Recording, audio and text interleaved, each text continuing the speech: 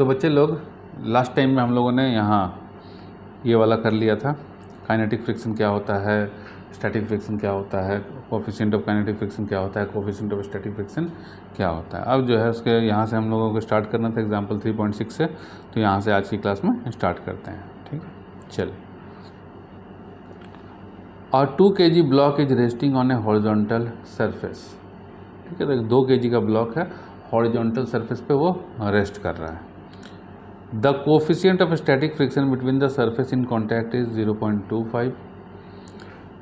Calculate the maximum magnitude of force of static friction between the surfaces in contact. तो सीधा सीधा एक ऐसा समझो कि ये जो है ये हमारा सरफेस है। ठीक है, ये हमारा सरफेस है। देखो ये थोड़ा सरफेस ज़्यादा हो जा रहा है, लुचर पुचर हो जा रहा है। इसका कोई हार्ड वाला कॉपी है, हार्ड नोटबुक? अच्छा कोई नहीं। देखो ये हमारा एक सरफेस है ना, ऐसा दिख रहा है। ठीक है, ये सरफेस है, इसके ऊपर 2 kg का कुछ रखा हुआ है। ये मान लीजिए 2 kg का ये रखा हुआ है ना। तो रखा हुआ है तो यहाँ से फोर्स लगाया जा रहा है। ठीक है, तो फोर्स लगाया जा रहा है, तो बताइए कि मैक्सिमम कितना फोर्स हम लगा सकते हैं। ठीक है, पहले तो ये चीज़ समझो कि मैक्सिमम हम कितना फोर्स लगा सकते हैं ताकि ये वॉल ब्लॉक हिले नहीं। जैसे कहे ना कि सनी देओल था 5 kg तक फोर्स को बर्दाश्त कर सकता है, अगर 5.1 हो गया तो ख़त्म हो गया। तो हम निकालेंगे मैक्स, ये निकालना है हमको कि मैक्सिमम कितना फोर्स ये फ्रिक्शन झेल सकता है। उसके बाद तो भैया बोलेगा कि ठीक है तुम अब जाओ, तो वो तो हम निकालेंगे फ्रिक्शन फोर्स। उसके बाद हम निकालेंगे कोफिशिएंट ऑफ फ्रिक्शन की ये जो सरफेस है, ये सरफेस का कोफिशिएंट ऑफ फ्रिक्शन कितना है, कितना ये रेजिस्ट कर रहा है। ठीक है, स्मूथ रहेगा तो कोफिशिएंट ऑफ फ्रिक्शन कम रहेगा, और रफ रहेगा तो कोफिशिएंट ऑफ फ्रिक्शन ज़्यादा रहेगा। तो यहाँ पे देखिए क्या क्या दिया हुआ है, समझ गए। ये ब्लॉक है, ये टेबल है, हॉरिजॉन्टल सरफेस है, ये ब्लॉक है 2 kg का। फोर्स लगाएंगे इधर की तरफ, फ्रिक्शन लगेगा हमारा इधर की तरफ। This is Fs, this is force. अब यहाँ दिया हुआ है क्या कि म्यू इज इक्वल टू, ठीक है, coefficient of static friction between the surface in contact is 0.25, mu is equal to 0.25 दिया हुआ है।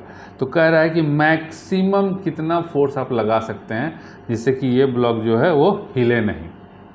ठीक, तो हम जानते हैं कि Fs मैक्सिमम जो स्टैटिक फ्रिक्शन होता है जैसे mu into normal reaction n, mu into n, और नॉर्मल रिएक्शन क्या होगा? ठीक है, Fn मतलब फोर्स ऑफ नॉर्मल रिएक्शन। यहाँ पर देखना, यहाँ जो लिखा हुआ है बुक के अंदर Fs max is equal to mu S. ठीक है, हमने म्यू लिखा, म्यू एस भी लिख सकते हो, इंटू Fn। Fn मतलब नॉर्मल रिएक्शन, उसको हम n से भी रिप्रेजेंट कर सकते हैं। दोनों तरीका सही है, जैसे मर्जी आए लिखो। तब यहाँ पर देखो हमारे पास नॉर्मल रिएक्शन क्या हो जाएगा, नॉर्मल रिएक्शन कैसे निकालेंगे? देखिए ये हमारा एक फ्लैट सरफेस है, ये हमारा ये नहीं, ये चिकना मतलब वो करते हैं हॉरिजॉन्टल रखते हैं, स्लांट नहीं। ये हमारा हॉरिजॉन्टल सरफेस है, ये इसके ऊपर एक ब्लॉक है। ठीक है, ये ब्लॉक है 2 kg का।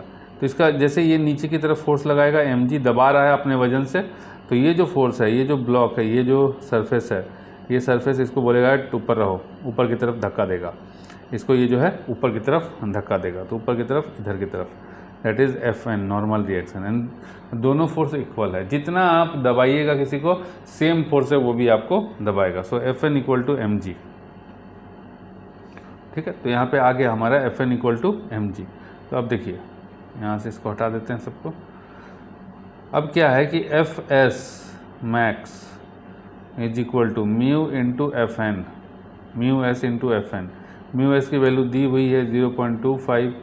ठीक है, Fn हमको निकालना है तो ये m इंटू जी से निकलेगा, तो ये हो गया Fn निकालना है। उसके बाद फिर Fs निकालना है, ये होगा 0.25 इंटू m कितना दिया हुआ है, 2 kg दिया हुआ है मास, इंटू 2 kg इंटू जी कितना होता है 10 मीटर पर सेकेंड स्क्वायर। ठीक है, 10 लो या 9.8 लो, जो तुम्हारा इच्छा करे। ठीक है, उतना ले सकते हो, ऐसा कोई ज़रूरी नहीं कि हम 9.8 ही लेंगे। अगर कुछ नहीं दिया हुआ है तो वहाँ लिख देना है कि भैया taking g is equal to 9.8 for easier calculation, गलत नहीं होता है। और ये चीज़ बताना पड़ेगा कि हम जी को 9.8 की जगह हम 10 ले रहे हैं फॉर ईजियर कैलकुलेशन। तो 0.25 इंटू 2, ये हो गया 0.5 इंटू 10, तो ये हो गया 0.5 into 10, 5 kg metre per second square, या फिर कह लो 5 न्यूटन। ठीक है। तो अगर वहाँ पर कॉपी के अंदर ये आंसर लिख के आते हो ये भी करेक्ट है, ये आंसर लिख करके आते हो ये भी करेक्ट है, दोनों करेक्ट है। आपको बताना है कि जी की वैल्यू क्या ली है। तो हमारा मैक्सिमम कितना फोर्स लगा सकते हैं जिससे कि वो ब्लॉक हिले नहीं, तो मैक्सिमम फोर्स इज 5 न्यूटन। ठीक है, अगर हम जी का वैल्यू 10 लेते हैं तो, एंड मैक्सिमम फोर्स इज 4.9, अगर हम जी का वैल्यू 9.8 लेते हैं तो। चलो, वो डिपेंड करता है कि तुम कैलकुलेशन के लिए क्या ले रखे हो जी की वैल्यू। एग्जाम्पल 3.7, अब 5 kg ब्लॉक इज रेस्टिंग। देखो जो हमारा एग्ज़ाम था ना, हमने अपने हर एग्ज़ाम में जी इज इक्वल टू 10 लिया। अगर नहीं दिया हुआ है कुछ भी जी की वैल्यू तो हमने जी का वैल्यू 10 लिया। ठीक है, क्यों 10 लिया? कैलकुलेशन ईजी हो जाता है, लेकिन वहाँ पर लिख देना होता है। ठीक है, taking g is equal to 10 metre per second square, है ना। 9.8 लोगे या फिर 10 लोगे। अब ऐसा नहीं है कि कोई भी एट रैंडम वैल्यू हम ले लेंगे, है ना। ये वैल्यू को हम लेते हैं इजी कैलकुलेशन के लिए। ये वैल्यू होता है, मतलब दिया रहता है ये वैल्यू, एक्चुअल में ये वैल्यू भी नहीं होता है, हर जगह ये वैल्यू नहीं होता, हर जगह जी का वैल्यू चेंज होता है। लेकिन एक माना गया है कि भैया 9.8 एक स्टैंडर्ड रख लो, एवरेज वैल्यू रख लो। ठीक है, तो हम 10 भी ले हुए कोई दिक्कत नहीं है, लेकिन लिखना ही नहीं है कि अब 11 ले रहे हैं, कह रहे हैं कि भैया ईजियर कैलकुलेशन के लिए हमने 11 ले लिया, गलत हो जाएगा। ठीक है, 9.8 लीजिए या फिर मैक्सिमम टू मैक्सिमम 10 लीजिए। ठीक है, यही दोनों लेना है, दोनों से तीसरा नहीं लेना है, अपने मर्जी का कुछ भी नहीं करना है। Example 3.7, uh 5 kg block is resting on a horizontal surface for which mu k coefficient of kinetic friction is equal to 0.1. What will be the acceleration of the block if it is pulled by a 10 Newton force acting on it in the horizontal direction? तो देखो एक एक करके हम समझेंगे। ये horizontal है surface, इसके ऊपर एक ब्लॉक 5 kg का, है ना। इसके ऊपर फोर्स लग रहा है यहाँ से F, ठीक है। और फोर्स कितना है?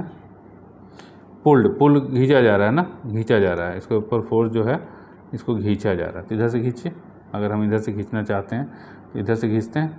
ठीक है, ऐसे यहाँ बांध दिया, पीछे बांध दिए, पीछे से खींचा जा रहा है। ठीक है, धक्का नहीं दे रहे, मतलब यहाँ सामने ऐसे नहीं धक्का दे रहे। देखो पुल का मतलब क्या हो गया? एक तो हो गया कि हम इधर से इसको धक्का दे रहे हैं, ठीक है, तो ये हो गया पुश धक्का दे रहे हैं। दूसरा है कि हम इसको यहाँ से बांध करके यहाँ से इसको खींच रहे हैं। ठीक है, अब खींचा तो नहीं रहा, यहाँ से ऐसे खींच रहे हैं, ये हो गया पुल। क्लियर है?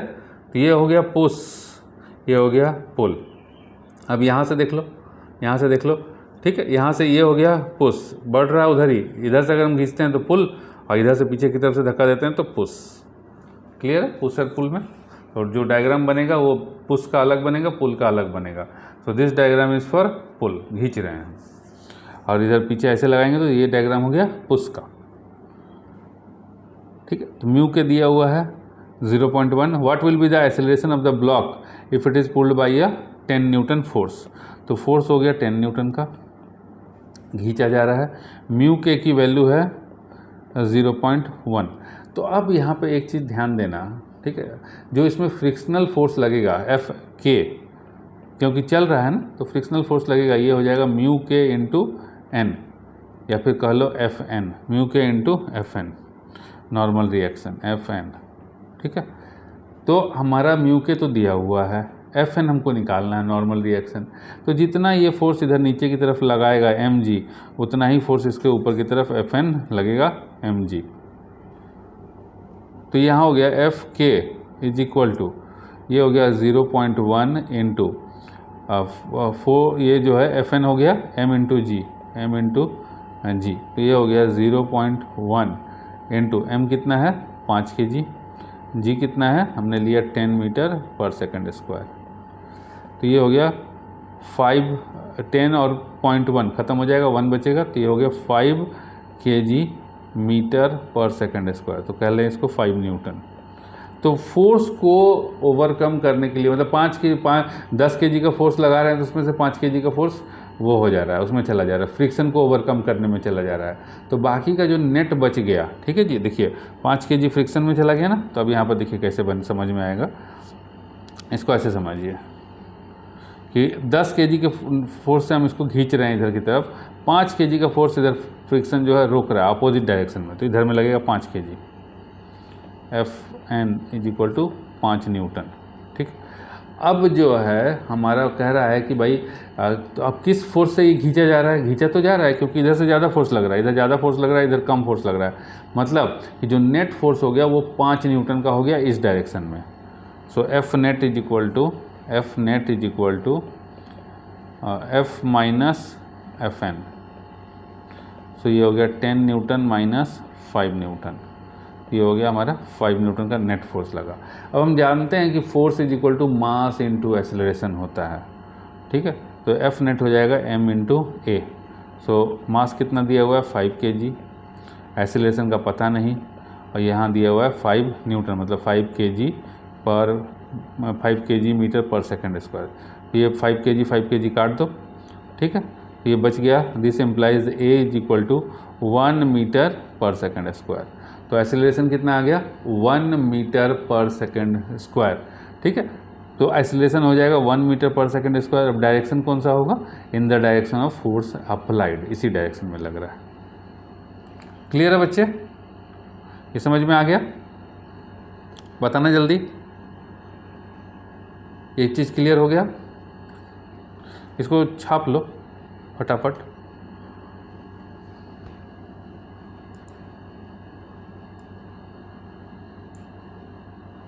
इसको छाप लो बेटा,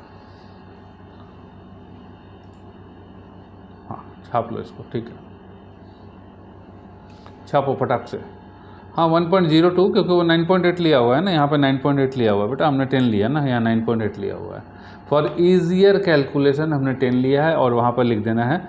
अगर देखो यहाँ पर जी का वैल्यू दिया रहता है, कई बार बुक में जी का वैल्यू दिया रहेगा, मतलब क्वेश्चन पेपर में दिया रहेगा take g is equal to 9.8 metre per second square, या फिर take g is equal to 10, दोनों वैल्यू दिया रहता है। कभी बोलेगा कि 9.8 लीजिए, कभी बोलेगा 10 लीजिए। अब बोला है कि 9.8 लीजिए और हम यहाँ 10 ले लेंगे तो गलत हो जाएगा, और बोला है कि 10 लीजिए और हम यहाँ 9.8 ले लेंगे तो गलत हो जाएगा। तो जितना बोला रहेगा उतना ही लेना है, कुछ नहीं बोला है तो अपनी मर्ज़ी से ले लो, 9.8 ले लो या फिर 10 ले लो, लेकिन वहाँ बता दो कि भैया हमने जी की वैल्यू 9.8 ली है या फिर जी की वैल्यू 10 ली है। चलिए अब रोलिंग फ्रिक्शन क्या होता है इसको समझते हैं। देखो अभी हमने देखा कि किसी भी चीज़ को हम धक्का दे रहे थे, इसको हम धक्का दे रहे थे, ठीक है, इसको हम धक्का दे रहे थे, लेकिन अब क्या है कि जैसे ये है, ठीक है, ये है, अब इसको जो है इसको ऐसे ठेलेंगे तो ये रोल करेगा, इसको जैसे साइकिल चलाते हैं हम लोग तो रोल करता है, वो धक्का नहीं देते हम लोग साइकिल को, ये रोल करता है, ऐसे ऐसे देख रहे हो ना, ये रोल कर रहा है, ये रोल करेगा, ये रोल करेगा। तो जब रोल करेगा लेकिन सरफेस है तो सरफेस तो भैया फ्रिक्शन लगाएगा ही लगाएगा, है ना, ये सरफेस फ्रिक्शन लगाएगा ही लगाएगा। तो जो रोलिंग के केस में फ्रिक्शन लगता है वो होता है हमारा रोलिंग फ्रिक्शन, ठीक है। जब हम धक्का देते हैं, पुश पुल करते हैं तो जो फ्रिक्शन लगता है, जब तक वो ठेला नहीं रहा है, जैसे ये पूरा दम लगा रहे, अरे यार जा ही नहीं रहा है, तब तक स्टैटिक फ्रिक्शन, लेकिन दम लगाए चल पड़ा तो काइनेटिक फ्रिक्शन, ठीक है। अब इसको हम फोर्स लगा रहे हैं लेकिन ये रोल करते हुए जा रहा है, तो रोलिंग फ्रिक्शन। फोर्स लगा रहे हैं लेकिन ये रोल नहीं कर रहा है, ये स्किड कर रहा है, तो ये रोलिंग फ्रिक्शन नहीं कहलाएगा। अगर ये स्किड कर रहा है तो तुम्हारा काइनेटिक फ्रिक्शन ही कहलाएगा। अगर ऐसे घसीट रहा है ना, जैसे ये जाम है, ये गोल गोल घूमने का नहीं है, जाम है, ठीक है, जाम है, तो ऐसे जो है बस चक्का है लेकिन चक्का जाम है, तो ये जो है हमारा रोलिंग फ्रिक्शन नहीं होगा, हमारा जब मूव कर रहा है तो उस वक्त काइनेटिक फ्रिक्शन होगा, ठीक है। रोलिंग फ्रिक्शन जब रोल करेगा तब। चलिए ठीक है, देखो ये व्हील है, हमने पुश किया तो ये व्हील जो है इधर इस डायरेक्शन में मूव किया, ठीक है, तो हमारा फ्रिक्शन फोर्स इधर लगेगा, फ्रिक्शन रेजिस्ट स्लाइडिंग, है ना। Rolling friction is defined as friction in rolling motion. तो रोलिंग मोशन में जो फ्रिक्शन होता है उसको हम कहते हैं rolling friction. Rolling friction is much smaller than sliding friction for a given normal force, ठीक है। जब हम स्लाइड कराते हैं, जैसे कहें ना कि इसको स्लाइड करा रहे हैं, तो स्लाइड करा रहे हैं तो उससे बहुत ज़्यादा होगा, बहुत कम होगा रोलिंग फ्रिक्शन। देखो ना कि जैसे कि अगर पहिया जाम रहता है, जैसे ट्रॉली है, ट्रॉली बैग है, उसका पहिया जाम है तो हमको खींचने में दिक्कत होती है, लेकिन वही अगर पहिया स्मूथ है, घूम रहा है, तो हम आराम से ट्रॉली बैग को खींच लेते हैं, ठीक है। तो जब जाम रहता है तो वो तो समझ लो कि पहिया ना ही है, ना के बराबर है, नहीं है पहिया, तो फिर उस केस में हमारा वो फ्रिक्शन, रोलिंग फ्रिक्शन काम नहीं करता है। रोलिंग फ्रिक्शन तभी काम करेगा जब पहिया जो है आपका, जो ट्रॉली बैग का पहिया है वो बिल्कुल सही है और जाम नहीं है। और रोलिंग फ्रिक्शन बहुत कम होता है, जैसे FS स्टैटिक फ्रिक्शन, ठीक है, ज़्यादा होता है काइनेटिक फ्रिक्शन से, तो उसी तरीके से काइनेटिक फ्रिक्शन ज़्यादा होगा और रोलिंग फ्रिक्शन से। सबसे कम सबसे छोटा फ्रिक्शन रोलिंग, उसके बाद काइनेटिक, उसके बाद हमारा स्टैटिक फ्रिक्शन सबसे हाई।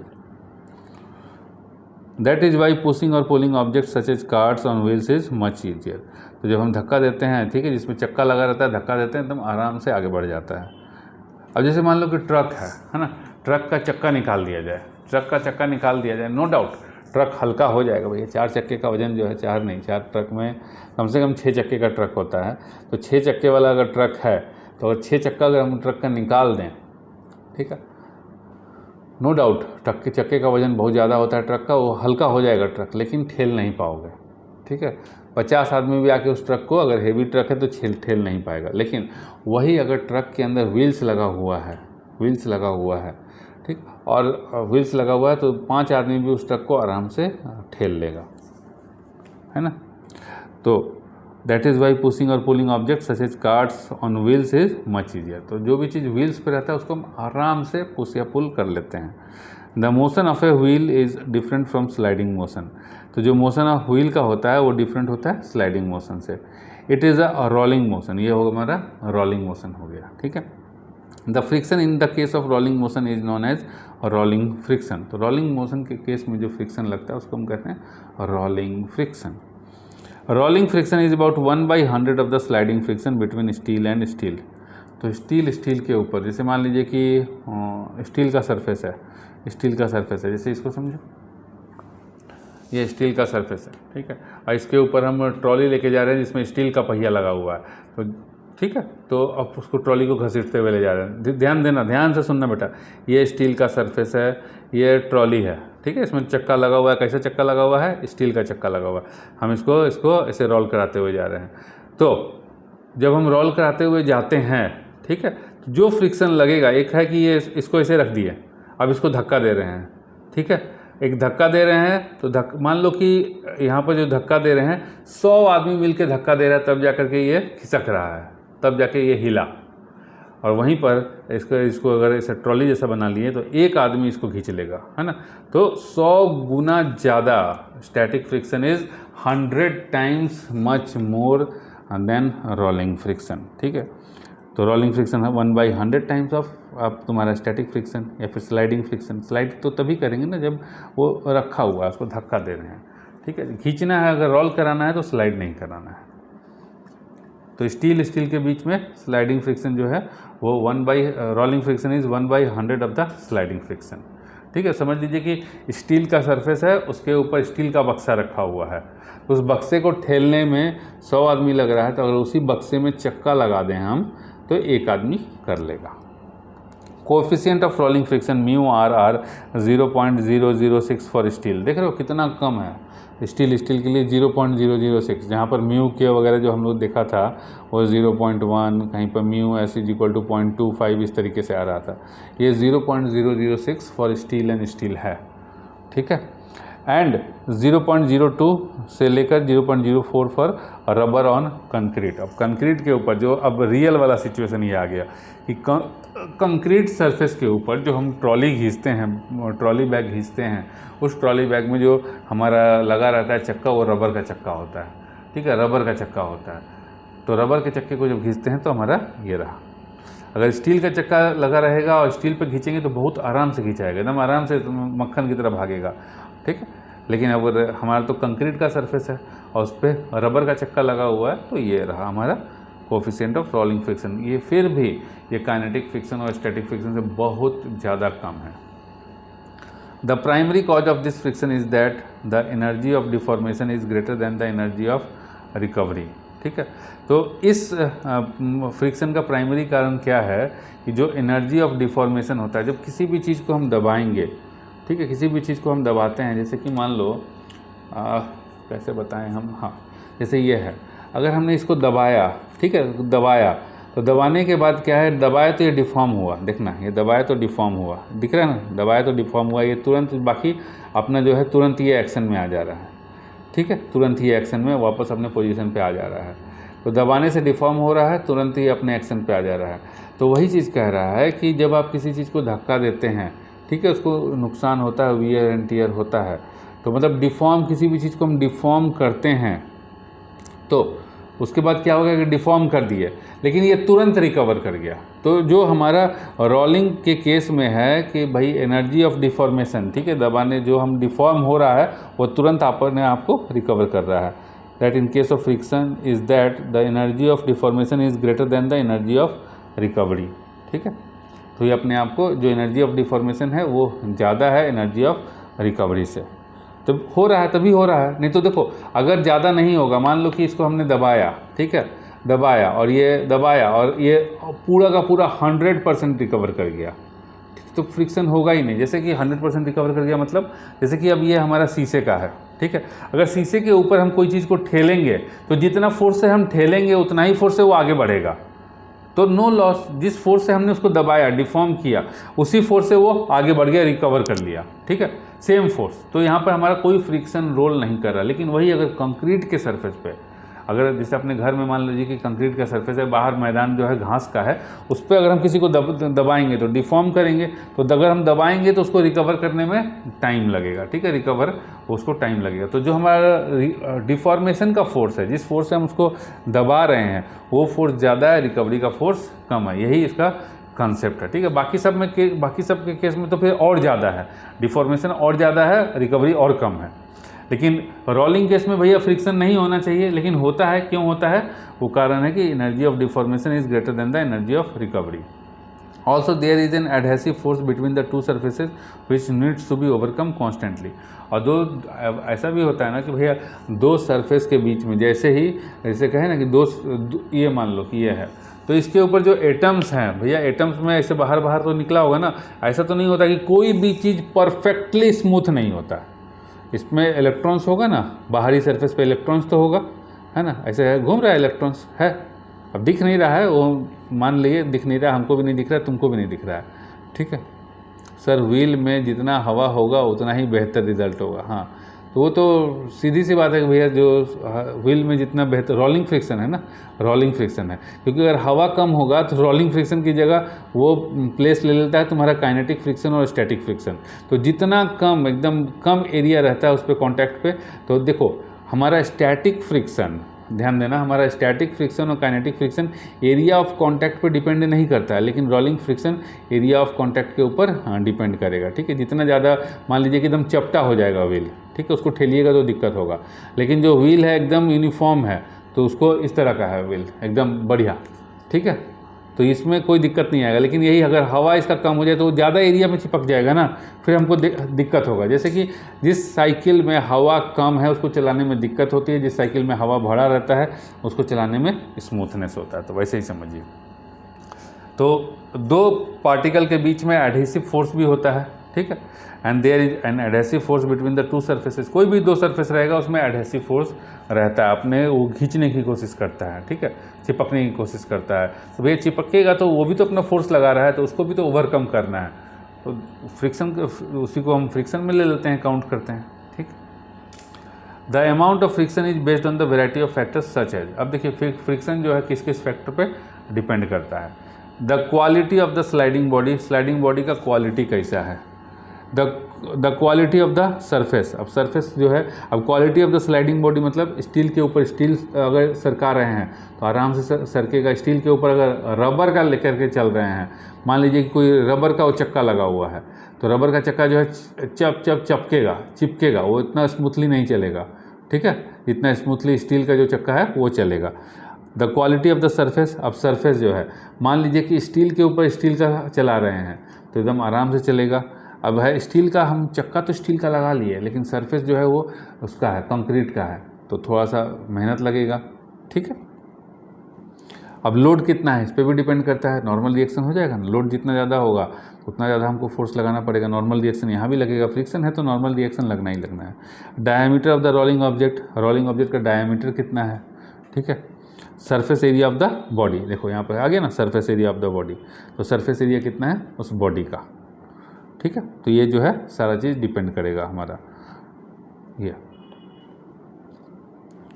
चलिए, method of reducing friction, friction को हम कैसे कैसे कम कर सकते हैं। पहला है यूज़ ऑफ लुब्रिकेंट, तेल लगा करके, जैसे देखें दरवाज़ा जो है चर करता है, तो क्यों करता है, फ्रिक्शन की वजह से, है ना, रफ हो जाता है तो फ्रिक्शन ज़्यादा लगता है तो चर करता है, उसमें हम तेल लगा देते हैं, तेल लगा देते हैं तो फिर एकदम आराम से खुलता बंद होता है। तो by use of lubricant, by using lubricant such as grease और oil between the surfaces in contact reduces friction considerably, कम कर देता है। देखिए होगा कि जब साइकिल आवाज़ करता है या फिर मोटरसाइकिल आवाज़ करता है तो कहता है कि भैया चक्का में जो है इसका बॉल, इसका ग्रीस ख़त्म हो गया है, तो क्या करता है उसमें ग्रीस लगा देता है, मोबिल लगा देता है। घर में ये चीज़ देखिए हो ना कि दरवाज़ा जब चर चर करता है, आवाज़ करता है, तो उसमें थोड़ा तेल लगा दिया जाता है तो वो आवाज़ नहीं करता है। बताओ जल्दी। In heavy machines, oil is made to flow over moving parts. It reduces friction between moving parts and also prevents them from getting overheating. अब जो हेवी मशीन है, भारी भारी मशीन होता है, ठीक है, तो भारी भारी मशीन में क्या होता है कि जब वो चलते रहता है ना तो उसके बीच में तेल डालते रहा जाता है। क्यों तेल डालते रहा जाता है? जैसे मान लो कि लोहा के ऊपर बहुत हेवी लोहा रहेगा। अब देखना, जैसे इसको ऐसे समझो बेटा, जो ट्रेन का चक्का होता है, जो ट्रेन की पटरी पे चलता है, तो दोनों स्टील का है। चक्का जो है रोलिंग फ्रिक्शन का काम करता है, बहुत ज़्यादा वेट लगाता है ना। तो अगर स्टील का पटरी, अगर हमारा स्टील का जो पटरी है, रेलवे ट्रैक है, अगर वो हमारा सुपर स्मूथ नहीं हुआ तो क्या होगा? चक्के में वियर एंड टियर आ जाएगा, ट्रेन का एक्सीडेंट हो जाएगा। ठीक है, तो इसीलिए हमको एकदम जो है स्मूथ रखना है सरफेस को। ठीक है, वहाँ पर तेल पालिश लगाने की ज़रूरत नहीं है। हाँ, कई बार देखोगे ट्रेन बड़ी आवाज़ करता है, किसी में जो मालगाड़ी का जो डब्बा है, जब मालगाड़ी गुजरता है तो बड़ी चाय चाय चाय चाय बहुत आवाज़ करता है। तो क्यों आवाज़ कर रहा है? तो उसके किसी चक्के में मोबिल की कमी है। ठीक है, स्टील में रगड़ खा रहा है, तो रगड़ खा रहा है तो भैया आवाज़ करेगा, तो इसलिए उसमें तेल डाल दिया जाता है, ऑयलिंग कर दिया जाता है। The presence of lubricants changes the nature of friction from dry friction to fluid friction which is considerably smaller than the former. अब क्या है कि तेल डालने से क्या होता है? तो तेल डालने से क्या है कि अब सूखा, कल ही मेरा स्कूटी में ना बहुत चाय चाय चाय चाय आवाज़ कर रहा था ब्रेक, तो कल ब्रेक बदलवा के लाए। ठीक है, तो हुआ क्या कि ब्रेक हार्ड हो गया था। जो मैकेनिक खोला तो बोला कि ब्रेक हार्ड हो गया है। ठीक है, तो हार्ड हो गया है तो अब वो उसके कांटेक्ट में आ गया है, स्टील के कांटेक्ट, टायर का जो रिम है, ठीक है, उसके कांटेक्ट में आ गया, वो आवाज़ कर रहा है। तो अभी हमने फिर नया चेंज करवा लिया, तो वो स्मूथ था। ठीक है, धीरे धीरे करके वो हार्ड हो जाता है, जो हमारा ब्रेक शू रहता है वो हार्ड हो जाता है। तो हार्ड हो जाने के बाद अब पत्थर जैसा चीज़ हो गया। अब स्टील पे पत्थर को रगड़ोगे, ठीक है, स्टील पे पत्थर को रगड़ोगे तो चाय चाय चाय चाय आवाज़ करेगा। ठीक है, तो दूसरा एक काम कर सकते हैं कि भैया उसमें हम तेल डाल दें, लेकिन ब्रेक में अगर तेल डालेंगे तो ब्रेक और नहीं लगेगा, चाय चाय तो बंद हो जाएगा लेकिन वो ब्रेक लगेगा ही नहीं, फिर तो बस हुआ एक्सीडेंट। तो उसके लिए क्या करना है कि भैया जो सरफेस है, जैसे स्टील में पत्थर की तरह रगड़ना नहीं है। हमारा जो ब्रेक शू होता है नॉर्मली वो आवाज़ नहीं करता है, वो पत्थर जैसा नहीं होता है। ठीक है, धीरे धीरे करके वो हार्ड होकर पत्थर जैसा हो जाता है, पहले नहीं रहता। तो नया लगा देने से वो हार्डनेस ख़त्म हो जाती है। ठीक है, तो हमारे जब अगर किसी भी चीज़ में अगर हम लुब्रिकेंट डाल देते हैं तो हमारा ड्राई फ्रिक्शन से फ्लूइड फ्रिक्शन पे वो कन्वर्ट हो जाता है, और फ्लूइड फ्रिक्शन के अंदर बहुत कम फ्रिक्शन लगता है। ठीक है, विच is considerably smaller than the farmer. Farmer में मतलब पहले वाला, ड्राई फ्रिक्शन से फ्लूइड फ्रिक्शन बहुत कम होता है। Flow of compressed and purified air, जैसे कि आप देख लो, जैसे कहें ना कि ट्रेन का पटरी अगर एकदम साफ़ सुथरा रहेगा, सोनू कुमार कामत कह रहे हैं friction always oppose motion because it resist sliding between surfaces. हाँ, फ्रिक्शन का तो काम ही वही है भैया, वो काम ही वही है। जैसे कि सनी देओल का काम है ना, जहाँ पर भी वो क्राइम व्राइम चलेगा सनी देओल रोकेंगे, तो उसी तरीके से फ्रिक्शन का काम ही वही है कि जहाँ पर भी, ठीक है, जहाँ पर भी कुछ होगा उसको, वो जहाँ पर भी मोशन हुआ उसके लिए क्राइम है मोशन, अगर मोशन हुआ उसको अपोज करेगा। ठीक है, फ्रिक्शन अपोज करेगा। तो flow of compressed and purified air, by using compressed and purified air between the surfaces in contact also reduces friction. तो अगर हम वहाँ पर compressed और प्यूरिफाइड एयर, साफ़ सुथरा हवा डाल रहे हैं, तो क्या करेगा, उससे हमारा सरफेस जो है हमेशा स्मूथ रहेगा, और स्मूथ भी रहेगा। और दूसरा चीज़ क्या है कि एयर इज़ अ फ्लूइड, पानी न डाल करके हम फ्लूइड डाल रहे हैं, एयर डाल रहे हैं, तो air is also a fluid, compressed air है ना, तो ये फ्लूइड है। जैसे ऑक्सीजन को बहुत कंप्रेस कर दोगे तो क्या बनेगा, वो लिक्विड बन जाता है।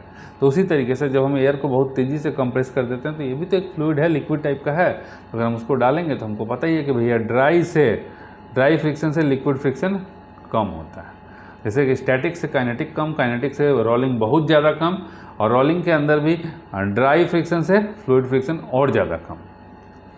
It also prevents dust and dirt from getting collected on the moving parts.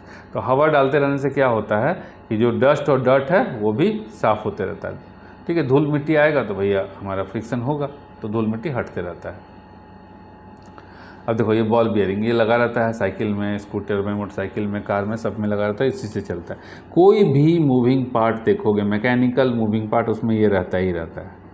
ये क्या करता है, फ्रिक्शन को कम कर देता है। ठीक है, अब इसी में से कोई बॉल बियरिंग वह ख़राब हो जाएगा ना बेटा, चाय चाय चाय चाय, जैसे मोटर वोटर जो कभी कभी घर में जैसे पानी वगैरह चढ़ाते हैं, ठीक है, वो सब कभी कभी बहुत चिल्लाता है। तो चिल्लाने का यही रीज़न है कि इसमें का जो है बॉल बियरिंग वो घिस गया, वो मांग रहा है तेल, या फिर पंखा कई बार बहुत आवाज़ करता है, तो यही बॉल बियरिंग का जो है फ्लूइड जो है सूख गया। ठीक है, इसमें जो फ्लूइड लगा हुआ है, जिसमें लुब्रिकेंट लगा रहता है, वो सूख जाता है तो आवाज़ करता है, उसमें डालना होता है। तो यूज ऑफ बॉल बियरिंग से भी हमारा फ्रिक्शन कम होता है। When objects are rolled over the surface, the friction between the rolled object and the surface can be reduced by using ball bearing. अब जैसे इसको इसके ऊपर घुमाना है तो बॉल बियरिंग लगा देंगे तो फिर भैया कम हो जाएगा हमारा।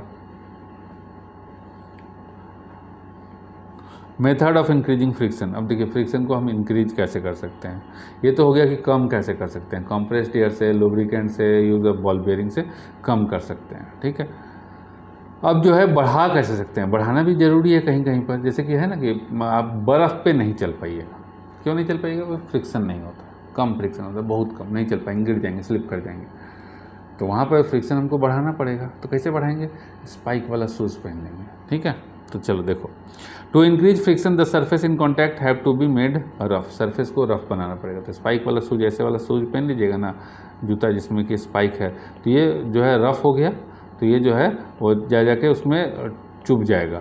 ठीक है, जा के उसमें बर्फ़ में टकरा जाएगा और ये एक प्रॉपर वो बनाएगा, जगह बनाएगा। ठीक है, चल पाएंगे फिर। The two surfaces in contact can also be pressed harder to increase force between them. अब दो सरफेस को हार्ड से दबाइए। ठीक है, तो हार्ड से दबाइएगा तो जैसे हम जानते हैं कि जैसे कि मान लो कि हम ही लोग हैं, बर्फ़ पे हैं, यहाँ पर दिस इज़ बर्फ़ है ना जी, बर्फ़ पे मटर गश्ती कर रहे हैं, तो बर्फ़ पे जैसे स्लिप कर जाइएगा, चलोगे तो स्लिप कर जाओगे, लेकिन बर्फ़ पे अगर कूदोगे तो यहाँ पर पैर जो है, यहाँ पर देखोगे कि थोड़ा सा पैर जा करके बर्फ़ में थोड़ा सा गड्ढा हो गया, पैर जो है जम गया वहाँ पर। अब जो है कूद गए तो क्या हुआ कि कूदे तो हमारा फोर्स जो है ज़्यादा हो गया। फोर्स ज़्यादा कैसे हो जाएगा, फोर्स होता है मास इनटू एक्सीलरेशन। तो तुमको ये पता है ना कि कूदे, जब हम कूदे, ऊपर से कूदे, यहाँ से यहाँ पर बैठे हो, पैरवा ऐसे ऊपर किया और इसके ऊपर कूद गए, अभी पैर यहाँ पे है।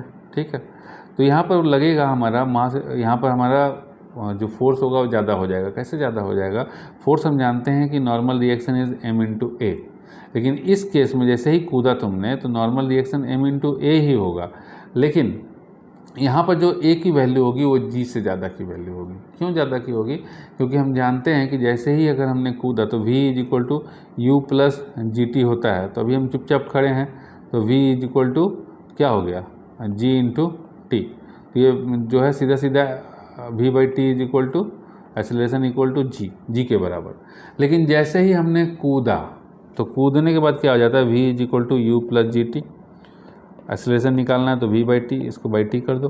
अब यहाँ पर देखो, यहाँ u जो है वो जीरो नहीं रहा, कुछ वैल्यू आ गया। ठीक है, g का तो अपना वैल्यू है, u का भी कुछ अपना वैल्यू आ गया। तो मान लीजिए कि हमने कूदा 2 मीटर पर सेकंड स्क्वायर, 2 मीटर पर सेकंड से। ठीक है, तो यहाँ पर आ गया प्लस 10 मीटर पर सेकंड स्क्वायर इंटू टाइम, और यहाँ पर डिवाइड बाई टाइम, तो ये हो जाएगा 2 बाई टी प्लस 10। इतना जो है हमारा एक्सेलरेशन हो जाएगा, ये हमारा न्यू एक्सेलरेशन हो जाएगा। तो जैसे ही एक्सेलरेशन बढ़ गया तो हमारा फोर्स ऑफ फ्रिक्शन भी, मतलब नॉर्मल रिएक्शन भी बढ़ जाएगा। ठीक है, क्योंकि नॉर्मल रिएक्शन इज, अगर सीधे खड़े हैं हम, टेढ़ा होकर नहीं खड़े हैं, तो एम ए के बराबर होता है। ठीक है, या एम जी कह लो, नीचे की तरफ है तो एम जी के बराबर होता है, तो जी उस केस में ज़्यादा हो जाएगा या ए ज़्यादा हो जाएगा। ठीक, तो यही है कि हार्ड प्रेस करेंगे तो हमारा जो है फोर्स ज़्यादा कर सकते हैं, तो फिर हमारा कम लगेगा। क्या कम लगेगा, फ्रिक्शन कम लगेगा, मतलब चल पाएंगे, फ्रिक्शन बढ़ जाएगा हमारा। Use of adhesive material that stick surfaces also increase friction between them. तो ऐसा चीज़ लगाना है जो कि चिपक चिपक के चले। ठीक है, चिपक चिपक के चले तो उससे भी हमारा जो है फ्रिक्शन जो है वो इंक्रीज करेगा। अब जैसे कि बर्फ़ है, बर्फ़ पे चलना है तो कुछ ऐसा चीज़ ले आओ, ऐसा चप्पल पहन लो जिससे कि उसमें मतलब बर्फ़ पे चिपके, तो फिर तुम्हारा चल पाओगे आराम से। क्या लिख रहा है, बॉल की मदद से मशीन में एक सरफेस को दूसरे सरफेस के अगेंस्ट स्मूथ मोशन देने में हेल्प करेगा क्या, प्लीज़ रिप्लाई। बॉल की मदद से मशीन में एक सरफेस को दूसरे सरफेस के अगेंस्ट स्मूथ मोशन, अरे यार ये देखो ना, जैसे ये साइकिल में बॉल लगा रहता है, ये जो बॉल बियरिंग है बेटा ये साइकिल में लगा रहता है। अब देखो ये हुआ क्या, बताते हैं इसमें होता क्या है कि अब यहाँ देखना, अगर ये बॉल बियरिंग ना लगा रहे है ना, तो ये पूरा का पूरा सरफेस जो है ये कांटेक्ट में रहेगा इसके, तो स्टील का सरफेस पूरा इस स्टील के सरफेस पे कांटेक्ट में है, तो कितना ज़्यादा आवाज़ करेगा, बहुत ज़्यादा एरिया कांटेक्ट में है। रोलिंग फ्रिक्शन में तो पता ही है कि जितना कम कांटेक्ट में रहेगा उतना बेहतर। ठीक है, अब यहाँ पर स्टील का बॉल लगा दिए तो एकदम पॉइंट यहाँ पर जो टच कर रहा है वो पॉइंट, यहाँ पे भी जो टच कर रहा है एक पॉइंट टच कर रहा है, तो जब पॉइंट टच करेगा वह जितना कम कांटेक्ट रहेगा उतना कम फ्रिक्शन रहेगा। ठीक है, डायरेक्ट अगर इसको लगा देंगे तो यहाँ चाय चाय चाय चाय बहुत आवाज़ करेगा। ठीक है, इसी के ऊपर रखेगा ना, अभी क्या है कि बॉल छोटा छोटा है ना, तो छोटा इस पॉइंट जैसे ये बॉल है यहाँ लगा हुआ है, तो यहाँ एक पॉइंट यहाँ पे टच हो रहा है, एक पॉइंट यहाँ पे टच हो रहा है बस। और नहीं तो अगर ये रहता तो ये पूरा का पूरा यहाँ से यहाँ तक इसको टच करना पड़ता ना, ज़्यादा एरिया टच करता। अभी तो क्या है कि एक पॉइंट यहाँ टच है, एक पॉइंट यहाँ टच है, उसी पे चल रहा है सब चीज़, तो इसलिए फ्रिक्शन कम होगा। चलिए अब ये आ गया हमारा फ्री बॉडी डायग्राम टेक्निक। ठीक है, कि फ्री बॉडी डायग्राम हम लोग कैसे बनाते हैं, चलो इसको देखो। The free body diagram technique, application of Newton's law to, एक मिनट कितना बड़ा है,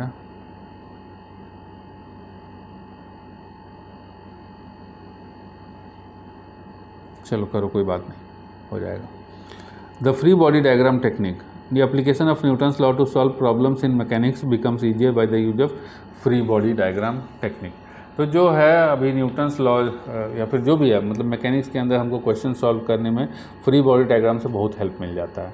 जैसे अभी था ना कि भैया एक बॉडी है, जैसे मान लीजिए कि ये मोबाइल है, इस मोबाइल को 10 लोग खींच रहे हैं, किधर से किधर से किधर से किधर से, तो हम क्या करते हैं, सबको हम फ्री बॉडी डायग्राम बनाते हैं। जैसे कि मान लीजिए 10 लोग इधर से खींच रहा है, ठीक है, 10 लोग, एक कुछ इधर से कुछ इधर से कुछ इधर से कुछ इधर से, तो हमने उसका नेट ले लिया कि भैया नेट एक यहाँ से फोर्स लग रहा है, इधर की तरफ फोर्स लग रहा है, या इधर की तरफ खींचा जा रहा है, फिर इधर से लग रहा है तो यहाँ का एक फोर्स लगा दिए, यहाँ पे एक फोर्स लगा दिए, तो ये हमारा देखोगे अभी समझ में आएगा, तो फ्री बॉडी डायग्राम बनेगा। और फ्री बॉडी डायग्राम में होता क्या, उसका definition, a diagram which shows all the forces acting on a body in A given situation is called a free body diagram. तो एक बॉडी के ऊपर जितना भी फोर्स लगता है उस सबको एक एरो से दिखाएंगे। ठीक है जी, मतलब एक लाइन से दिखाएंगे, लाइन डायग्राम है जिसमें हम ऑल फोर्सेज को शो करेंगे, that is called free body diagram. The procedure to draw a free body diagram is as follows. क्या प्रोसीजर है फ्री बॉडी डायग्राम बनाने का, वो देखिए। Draw a simple neat diagram of the body as per the given description. तो पहले जो है जो डिस्क्रिप्शन दिया हुआ है, जैसे दिया हुआ है कि mass of 5 kg resting on A block, तो बनाइए भैया resting on A wooden flat surface, तो ये बनाइए। अब 5 kg का ब्लॉक है, फ्लैट सरफेस पे रेस्ट कर रहा है, तो ऐसा डायग्राम बनाइए सिंपल। ठीक है, तो जो डिस्क्रिप्शन दिया हुआ उस डिस्क्रिप्शन के अकॉर्डिंग डायग्राम बनाइए। उसके बाद isolate the object of interest. अब हमको किसके ऊपर फोर्स लगाना है उसको अलग कर लेंगे। तो जैसे हमको इसके ऊपर बताना है, तो इसको हमने अलग कर लिया, यहाँ पे अलग कर लिया, ये रहा हमारा ऑब्जेक्ट इसके ऊपर। This object will be called the free body now. अब ये हो गया फ्री बॉडी।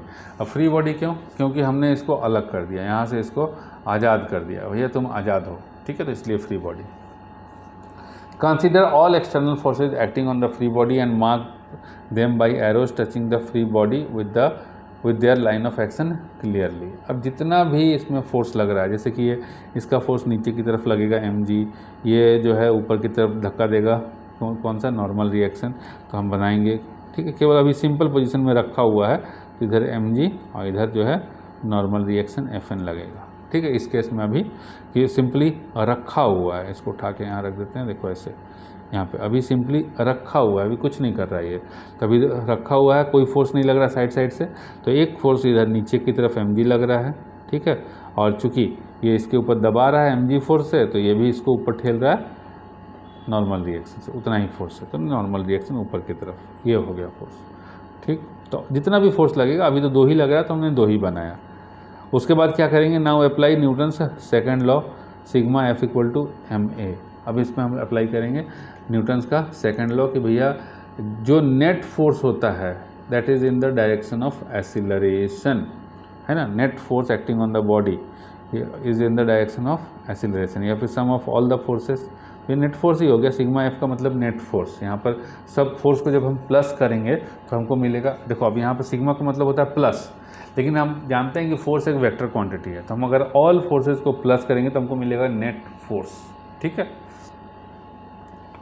तो अब यहाँ पर दो डायरेक्शन मिलेंगे अलग अलग। जैसे कि मान लीजिए कि इसके ऊपर, इस बॉडी के ऊपर ऐसे फोर्स लग रहा है, तो ऐसा तो कोई डायरेक्शन नहीं है हमारे पास, डायरेक्शन है कि ये और एक डायरेक्शन है ये, तो हम इस फोर्स को 2 अलग अलग डायरेक्शन में, एक एक्स एक्सिस में एक वाई एक्सिस में रिजॉल्व करेंगे। फिर हम निकालेंगे क्या कि एक्स एक्सिस का net force is equal to mass into acceleration in x axis, and y axis का net force is equal to mass into acceleration in y axis. अब इसका क्या मतलब है, देखो कोई भी बॉडी, जैसे कि ये बॉडी है, ये बॉडी है, अब देखना ये बॉडी है, ठीक है जी। अब हम इसको फोर्स ना इधर से लगा रहे हैं ना इधर से लगा रहे हैं, हम इसको फोर्स लगा रहे हैं इधर से, ऐसे, तो ये ऐसे तो ऐसे जाएगा ना, तो ना तो ये एक्स में जा रहा है ना वाई में जा रहा है, दोनों में जा रहा है। देखो इसको हमने फोर्स लगाया ऐसे, ठीक है, तो ये ऊपर भी जा रहा है, ये इधर भी जा रहा है ना, तो ये ऊपर भी जा रहा है, ये इधर भी जा रहा है, दोनों डायरेक्शन में जा रहा है।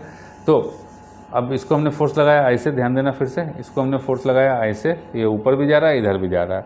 अब ये ऊपर जा रहा है किसकी वजह से, तो ये ऊपर जा रहा है हमारा वर्टिकल फोर्स के कंपोनेंट की वजह से। ये इधर जा रहा है कैसे, ये इधर जा रहा है जो हम इस तरह का फोर्स लगा रहे हैं ना, इसका हॉरिजॉन्टल कंपोनेंट की वजह से। ठीक है, तो ये जो हमारा फोर्स है ऐसे वाला, ये फोर्स हमारा 2 डायरेक्शन में रिजॉल्व होगा।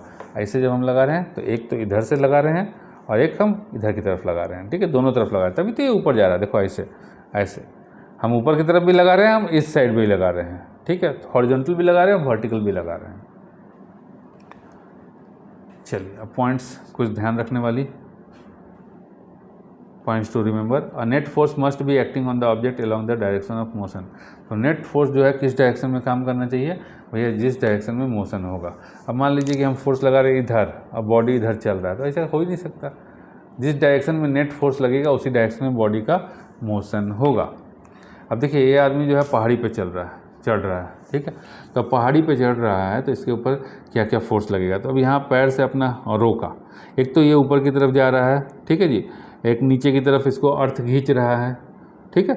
अगर ये चुपचाप खड़ा भी है तो एक ये ऊपर इसका अर्थ नीचे की तरफ खींच रहा है और यहाँ नॉर्मल रिएक्शन ऊपर की तरफ लग रहा है, सीधी सी बात है ना। ये पकड़ के रखे हैं भाई साहब, तो नॉर्मल रिएक्शन ऊपर की तरफ लग रहा है। फिर ये जो इधर जो है धक्का दे रहा है, ठीक है, जो पहाड़ है पहाड़ को धक्का दे रहा है, तो ये भी फोर्स लग रहा है। तो हमारे पास 3 फोर्स हो गया। पुल ऑफ रोप, रस्सी जो है इसको ऊपर की तरफ खींच रहा है। पुल ऑफ ग्रेविटी इसको नीचे की तरफ खींच रहा है, ठीक है। और ये जो है क्लिफ, ये जो है पहाड़ को इसको पैर से लगाया, ठीक है, तो यहाँ पर फ्रिक्शन फोर्स काम किया, ठीक, फ्रिक्शनल फोर्स काम किया, ठीक है। तो फ्रिक्शन जो है force of Cliff, friction of Cliff, ये ऊपर की तरफ, ठीक है। अभी नीचे की तरफ यहाँ पर फोर्स लगेगा, नीचे की तरफ यहाँ पर फोर्स लगेगा, तो फ्रिक्शन इसको रोकेगा। देखो यहाँ पर जो है फ्रिक्शन जो है दुश्मन नहीं है, यहाँ फ्रिक्शन काम का है। अब जो है ये नीचे गिरने की कोशिश करेगा, लेकिन ये पैर यहाँ पर फंसा देगा ना, तो इसका जो मोशन है इस तरफ में होने वाला है, लेकिन फ्रिक्शन जो है इस डायरेक्शन में लग जाएगा, अपोजिट डायरेक्शन में, ठीक है। तो फोर्स ऑफ फ्रिक्शन ये ऊपर की तरफ, force of rope on man ये ऊपर की तरफ, फोर्स ऑफ क्लिफ ये जो है इधर की तरफ, ये पैर से इधर सटाया तो ये क्लिफ जो है इधर की तरफ धक्का देगा, ठीक है जी। ये पैर से इधर मारा तो ये जो है इधर की तरफ धक्का देगा, नॉर्मल रिएक्शन वही समझ लीजिए। उसके बाद हो गया ये ग्रेविटी, ठीक है, अर्थ और मैन के बीच का जो फोर्स है ग्रेविटी नीचे की तरफ खींच रहा है, ठीक है बेटा। तो इस डायग्राम को बना लो, ये इसको बना लो, इसको आदमी को ऐसे ही कुछ बना लो किसी तरीके से। अगर सही से नहीं बनता, हमारे टाइप वाले हो तुम, तो कुछ भी बनाओ ऐसा यार, चोमू चमगादड़ टाइप बनाओ कुछ हो ऐसा। इसको पहाड़ पे चढ़ाओ और रस्सी लटकाओ, इसको बनाओ, तब समझ में आ जाएगा अच्छे से। ये जो फोर्स ऑफ फ्रिक्शन है क्लिफ और मैन के बीच में है, फोर्स ऑफ टेंशन, ठीक है, जो रस्सी जो है टेंशन में आगे एकदम सीधा हो गया, ये रोप और मैन के बीच में है।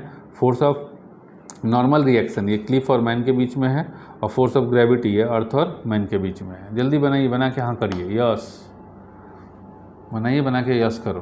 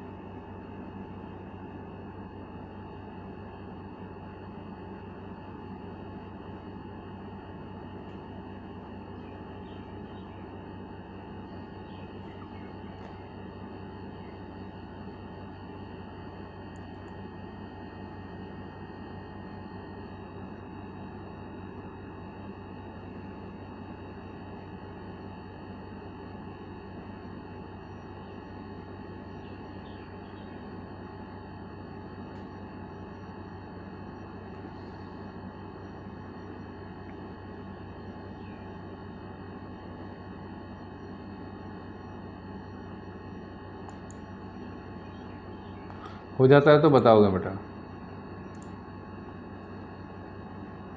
डायग्राम बन जाएगा तो फिर बताओगे।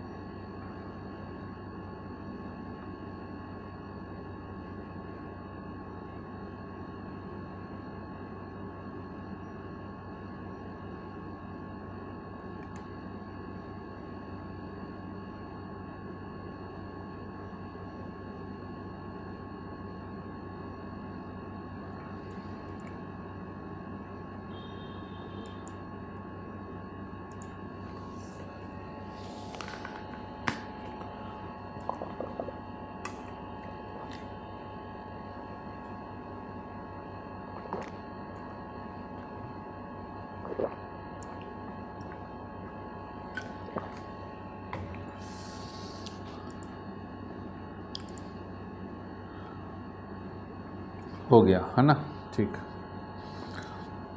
अब कुछ ध्यान रखने वाली बातें हैं, ध्यान दीजिए, points to remember. A net force must be acting on the object along the direction of motion. तो अगर किसी ऑब्जेक्ट का मोशन हो रहा है तो एक नेट फोर्स उस डायरेक्शन में काम करना चाहिए, ठीक है, तभी ना निकालोगे। फ्री बॉडी डायग्राम अगर कोई मान लो मोशन ही नहीं हो रहा है, चुपचाप रुका हुआ है, means net force is zero. अगर कोई ऑब्जेक्ट चुपचाप है, बैठा हुआ है ना, बैठा हुआ है, तो बोल दो भैया नेट फोर्स जीरो, काम खत्म, ना एक्सीलरेशन है, ना मोशन है, ना कुछ है, तो निकालना क्या है इसमें, कुछ नहीं। तो इसलिए a net force must be acting on the object along the direction of motion. तो एक नेट फोर्स को काम करना चाहिए फ्री बॉडी डायग्राम में, तभी जाकर के हम निकालेंगे। For obtaining a complete solution you must know as many independent equations as the number of unknowns. अब सॉल्यूशन निकालना है कि भैया फोर्स क्या होगा, एक्सेलरेशन क्या होगा, जो भी है, तो जितना चीज़, जितना अननोन है, फोर्स अननोन है, एक्सेलरेशन अननोन है, मास अननोन है, मान लो कि अभी 3 चीज़ अननोन है, फोर्स, एक्सेलरेशन और मास, ठीक है, मतलब एक्सेलरेशन और मास अननोन है, 2 चीज़ अननोन है, तो हमारे पास कम से कम 2 इक्वेशन होना चाहिए। अब एक्सेलरेशन, मास और tension in the rope unknown है, 3 अननोन है, तो हमारे पास 3 इक्वेशन होना चाहिए। तो जितना हमारे पास वो होगा, अननोन होगा, उतना ही हमारे पास इंडिपेंडेंट अलग अलग इक्वेशन होना चाहिए। ऐसा नहीं है कि मान लीजिए कि एक्स वाई जेड 3 तो अननोन है, तो ये आ गया x plus y is equal to 5, और दूसरा इक्वेशन है हमारे पास 2x plus 2y equal to 10, ये तो एक ही इक्वेशन है। तो उतना टाइप का अलग अलग इंडिपेंडेंट होना चाहिए, इस टाइप का नहीं होना चाहिए कि x plus y equal to 5 तो दूसरा 2 इक्वेशन, ये 2 इक्वेशन नहीं है, ये एक ही इक्वेशन है, ठीक है। तो ये हो गया हमारे पास, ठीक है। हमारे पास देखो 1 2 3 4 फोर्स लग रहा है। चलो एग्जाम्पल से अब इसको समझें। अब इसका एग्जाम्पल बेटा हम लोग, हाँ इसका एग्जाम्पल तुरंत हो जाएगा, नहीं आराम से करेंगे इसका एग्जाम्पल, अब इसको कल करेंगे हम लोग नेक्स्ट क्लास, ठीक है, बहुत ज़्यादा बर्डन नहीं। अभी ये क्या है कि तुम लोग के लिए होमवर्क है। अब ये होमवर्क में क्या है बता देते हैं तुम लोग को, तुम लोग इसको करके रखो, ठीक है, उसके बाद हम एक्सप्लेन कर देंगे। जब तुम एक बार लिख के रखोगे ना, तो हम ये कह रहे हैं कि मान लो कि जिस बच्चे को कुछ नहीं आता है, उसके दिमाग में ये चीज़ 20% चीज़ें इसकी घुस जाएंगी, 20% 10% घुस जाएगा, ठीक है, कम से कम नहीं घुसेगा, मान लो कि पूरा नहीं घुसा, सॉल्व नहीं कर पाए, नहीं समझ में आया, कम से कम ये तो समझ में आएगा बेटा कि ये क्वेश्चन कह क्या रहा है, हमको बनाना करना क्या है आखिर। तो इसीलिए इस क्वेश्चन को आपको लिखना है, काम है, लिख करके, ठीक है, ट्राई करना, अगर खैर नहीं बनेगा लेकिन क्वेश्चन लिख करके पहले से रखो कि हम, ताकि हमको क्लास में ना लिखाना पड़े। तो ये जो क्वेश्चन है एग्जाम्पल 3.8 हम बता दे रहे हैं अगले क्लास के लिए, अभी आप लिख लीजिए ये 3.8, उसके बाद ठीक है हम क्लास में ना लिखवाएं, ये 3.9, ये देखो ये डायग्राम है, ये तो डायग्राम नहीं है, भूल जाओ, डायग्राम नहीं दिया हुआ है, दिखाया हुआ नहीं है। तो ये 3.9, 3.8, 3.9, उसके बाद 3.10, ये 3 क्वेश्चन को लिख के रखो, और भी है, सब एक साथ कंप्लीट करेंगे। हाँ, उसके बाद इंटेक्स्ट क्वेश्चन 3.4 आ गया, ये तो तुमको खुद से करना है, ठीक है। और क्या क्या है उसके बाद एलिमेंट्री ये तो कर लेंगे। ये तुम्हारा होमवर्क हो गया बेटा। होमवर्क क्या है, कुछ भी नहीं दे रहे हैं होमवर्क में आज। तो होमवर्क में क्या है कि 3.8 को खाली लिख लेना है, क्वेश्चन को लिख लेना है। 3.8, 3.9 है ना, 3.8, 3.9 और 3.10, ये तीनों को लिख लेना है, बस इतना ही है। बाकी सॉल्व कराना हमारा काम है, एक्सप्लेन कराना हमारा काम है, ठीक है। केवल इसको लिख करके रख लो, क्लास में लिखोगे तो बहुत लेंदी है ना, बहुत टाइम लग जाएगा, ठीक है बच्चे लोग। तो अब हम लोग नेक्स्ट क्लास में मिलते हैं, और कल जो है next class chemistry and maths की, तो प्रॉपर सही तरीके से एकदम ज्वाइन करो। और सारे बच्चों से रिक्वेस्ट है कि बेटा नहीं करोगे तो नहीं निकलेगा। अभी जो है पिछला अभी जो जस्ट बैच ख़त्म हुआ था अप्रैल वाला, हम बच्चों को रिक्वेस्ट करते रहेंगे कि बेटा क्लास करो, क्लास करो, क्लास करो। विदाउट क्लास कुछ नहीं होगा। बच्चे लोग नहीं किया है, हम तो जेई के एस्पिरेंट हैं, तो ऐसा नहीं होता कि जेई के एस्पिरेंट है तो आप बोर्ड में भी अच्छा कर पाइएगा। जेई में एमसीक्यू टाइप आता है, बोर्ड में कॉन्सेप्ट्स आते हैं सब्जेक्टिव, ठीक है। तो इसको ध्यान में रखते हुए लिखना है, सॉल्व करना है। अब जैसे ये क्वेश्चन है यार, जेई में ऐसा क्वेश्चन थोड़ी आता है। जेई में तो 4 ऑप्शन देगा, आया तो ठीक, नहीं आया तब भी हम तुक्का लगा सकते हैं। यहाँ आप नहीं लगा सकते हैं, यहाँ कोई तुक्का नहीं चलेगा, सब्जेक्टिव है। चलिए ठीक है बच्चे लोग, हम लोग मिलते हैं अब अगले क्लास में।